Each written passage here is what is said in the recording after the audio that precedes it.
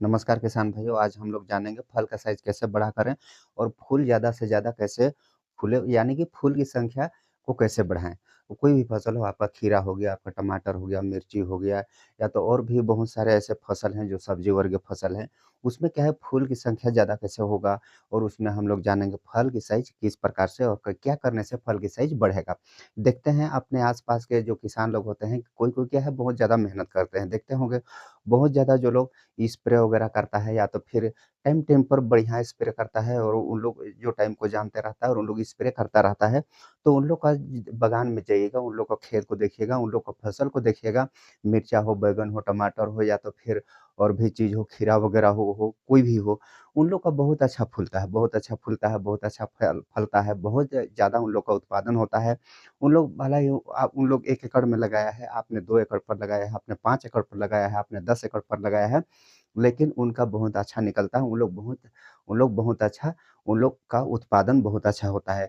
तो उसको आप नहीं जानते हैं, उसको आपको कोई बताएगा भी नहीं। अगर किसी के पास अगर आप पूछने जाते हैं, अपने आस-पड़ोस से जो किसान हैं, उनसे पूछेंगे या तो फिर कोई दूसरे हैं, उनसे पूछेंगे और कोई तीसरे हैं, उनसे पूछेंगे, कोई नहीं बताएगा। कोई जो बताने के लिए आपको बताएगा, लेकिन मान के चलिए ये 2 चीज़ वो कर रहा है, एक चीज़ ये भी स्प्रे कर रहा है, एक चीज़ ये भी स्प्रे कर रहा है। या तो फिर एक चीज़ ये भी स्प्रे कर रहा है, एक एक ये भी कर रहा है। लेकिन वो कितना आपको बताएगा मुश्किल से आपको 2 ही बताएगा, 2 से अधिक नहीं बताएगा। कोई भी नहीं बताएगा। अगर आपसे कोई पूछता है तो आप भी बताने से हिचकिचाते हैं। बहुत ऐसे लोग हैं कि बताते नहीं हैं और शायद कोई-कोई ऐसे होते हैं जो लोग बता देते हैं। तो बहुत कोई नहीं बताता है, तो आज मैं वही चीज़ आपको बताने के लिए जा रहा हूँ, जो आपके अड़ोसी-पड़ोसी या तो फिर आपके नज़दीकी जो किसान लोग हैं, उन लोग नहीं बताते हैं। वो सब चीज़ आपको मैं आज बताने के लिए जा रहा हूँ कि उन लोग क्या-क्या करता है, उन लोग कैसे करता है। तो उन लोग का फल-फूल बहुत अच्छा लगता है, फल भी बहुत अच्छा लगता है, फूल भी बहुत अच्छा लगता है और आप तो मान के चलिए फूल का कोई-कोई दवाई वगैरह भी आप चलाएँगे, कोई टॉनिक वगैरह भी चलाएँगे, उसमें आप चला देंगे, चलाने के बाद क्या है कि आपका फूल झड़ जाएगा। फूल झड़ जाएगा तो उसमें आपका फल बहुत कम लगेगा। आप देखते होंगे फूल बहुत अच्छा, बहुत मस्त लाल लाल फूलने वाला फसल है, तो लाल मस्त फूला है, सफ़ेद फूलने वाला सफ़ेद मस्त फूला है, पीला फूलने वाला है, पीला मस्त फूला है। मान के चलिए खीरा का पीला फूलता है, टमाटर का पीला फूल फूलता है, एकदम पीला देखिएगा, पूरा एकदम पीला देखिएगा लेकिन वो फूल क्या है झड़ जाता है। झड़ता क्यों है? उसमें क्या कारण है कि वो झड़ता है? तो ये सब चीज़ एक-एक चीज़ आपको बताऊँगा कि आपका फूल कैसे झड़ता है, आपका फूल कैसे बढ़ेगा, आपका फल का सेटिंग कैसे में अच्छा से सेटिंग होगा, हर चीज़ एक-एक चीज़ बताऊँगा। तो अगर आप मेरे चैनल पर नए हैं और आपसे एक मेरा विनम्र विनती भी है और हाथ जोड़ के विनती भी कर रहा हूँ कि अगर आप मेरा चैनल को सब्सक्राइब नहीं किए हैं, चैनल को फटाफट सब्सक्राइब कर लीजिए, इससे मेरा मोटिवेट बढ़ता है। और वीडियो को लाइक ज़रूर कीजिएगा और वीडियो में कमेंट कीजिएगा कि आपको क्या चीज़ का परेशानी है, आपको आप कौन-सा फसल लगाए हैं, आपको आपको उसमें क्या परेशानी हो रहा है। ये सब चीज़ को आप बताने का प्रयास कीजिएगा, कमेंट में बताइएगा। ये वीडियो में नहीं बताते हैं और भी वीडियो में बताइएगा। आपको जो भी परेशानी होता है उसको तुरंत कमेंट कर दिया करिए और उसको मैं उसके बारे में वीडियो आपके लिए ढूँढ करके आपको मैं बताने का प्रयास करूँगा। वीडियो को लाइक भी कर दीजिए और चैनल को सब्सक्राइब कर दीजिए। और आगे मैं आपको बताने के लिए जा रहा हूँ, फर्स्ट मैं आपको बताऊँगा फूल की संख्या ज़्यादा से ज़्यादा कैसे बढ़ाएँ। सबसे पहले हम लोग फूल की संख्या बढ़ाने के बारे में जानेंगे। उसमें कौन-कौन सा आवश्यक पोषक तत्व है, जो पोषक तत्व है वो कौन-कौन सा है उसके बारे में सबसे फर्स्ट में जानेंगे। उसके बाद में हम लोग जानेंगे फूल झड़ने का कारण, फूल क्यों क्यों झड़ जाता है। उसके बाद में हम लोग जानेंगे फल की सेटिंग क्यों नहीं हो पाता है, फूल में ऐसा कौन-सा कारण होता है कि फूल झड़ जाता है और उसमें फल का सेटिंग नहीं हो पाता है, तो उसके बारे में सबसे पहले हम लोग जानेंगे। उसके बाद में हम लोग जानेंगे फूल की संख्या ज़्यादा से ज़्यादा कैसे बढ़ाएँ। तो कोई भी फसल लगाते हैं, टमाटर लगाते हैं, खीरा लगाते हैं या तो फिर मिर्ची लगाते हैं, बैंगन लगाते हैं, चाहे करेला लगाते हैं। इस प्रकार से आप कद्दू वगैरह चाहे जो भी फसल लगा रहे होंगे, उसमें क्या है कौन-कौन सा पोषक तत्व का कमी होता है, जिसके कारण क्या है कि फूल झड़ने का कारण होता है, फल सेट नहीं होता है। तो उसमें है नाइट्रोजन, फास्फोरस, पोटेशियम और सल्फर ये 4 पोषक तत्व होते हैं, जो कि पौधे को अति ज़रूरी होता है। नाइट्रोजन का भी अति ज़रूरी है, फास्फोरस का भी और पोटेशियम का भी और सल्फर का भी। अगर ये आपके पौधा में ये सब चीज़ें अगर चारों चीज़ अवेलेबल है, चारों चीज़ अगर आप इसका मेंटेन में रखे हैं, हर चीज़ आप उसको दे रहे हैं, नाइट्रोजन दे रहे हैं, फास्फोरस दे रहे हैं, पोटेशियम दे रहे हैं, सल्फर दे रहे हैं, हर चीज़ दे रहे हैं, तो आपका फुल ड्रॉपिंग होने का कोई शिकायत आएगा ही नहीं। अगर आप नहीं दे रहे हैं, इतना सब चीज़ अगर आप मेंटेन करके नहीं रखे हैं, तो उसमें फुल ड्रॉपिंग का समस्या यानी कि फूल झड़ने का समस्या ज़रूर आएगा और इसमें फल सेट नहीं होगा।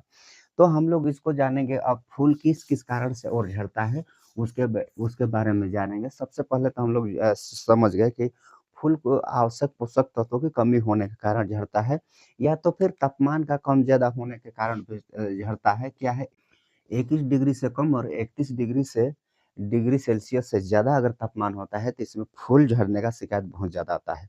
अब बरसात में वैसा होता है, बरसात में अक्सर होता है, अभी तुरंत पानी आ जाता है, पानी आ गया उसके बाद क्या है थोड़ा ठंडा हो जाएगा तो 21 डिग्री से कम भी हो सकता है। अगर पानी खुला उसके बाद में क्या है 31 डिग्री से ज़्यादा तापमान हो जाता है, उसमें भी झड़ता है। तो क्या है कि ये सामान्य तापमान नहीं रहता है, 21 से 31 तक अगर तापमान रहता है, तो वहाँ पर फूल झड़ने का समस्या बहुत कम आता है।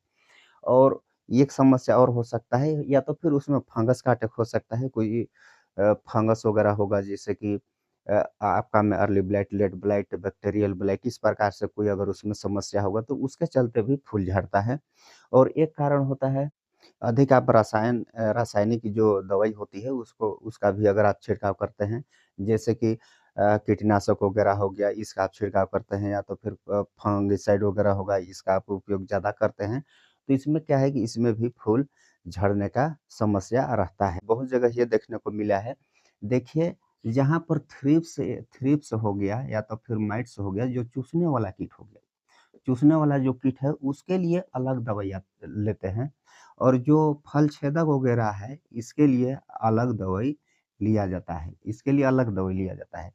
तो यहाँ पर क्या है फल छेदक के लिए या तो फिर थ्रिप्स के लिए सिर्फ़ एक कीटनाशक ही है, अलग से आपको उसका स्प्रे करने का कोई ज़रूरी नहीं है, आप एक चीज़ ही स्प्रे कर सकते हैं।